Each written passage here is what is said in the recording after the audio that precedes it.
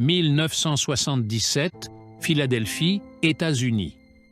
L'éco-activiste Ira Einhorn se considérait comme une licorne, traduction de son nom de famille allemand.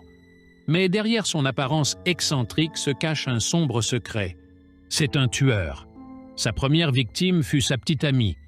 Hélène Madux a disparu après être entrée dans l'appartement d'Einhorn pour récupérer ses affaires après leur rupture.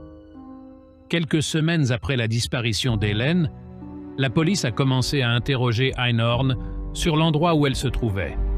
Il a affirmé qu'elle avait disparu alors qu'elle se rendait au supermarché. Le lieu où se trouvait Hélène est resté inconnu pendant 1 an. Les voisins ont commencé à se plaindre d'une odeur étrange et rance, et la police a découvert son corps dans une malle cachée dans le placard d'Einhorn. Quelques jours avant son procès et sa condamnation imminente, Einhorn s'enfuit en Europe. Il se marie en secret, espérant que le gouvernement américain ne pourra pas le retrouver. Il a dit à ses amis que sa petite amie avait été tuée par des espions du gouvernement.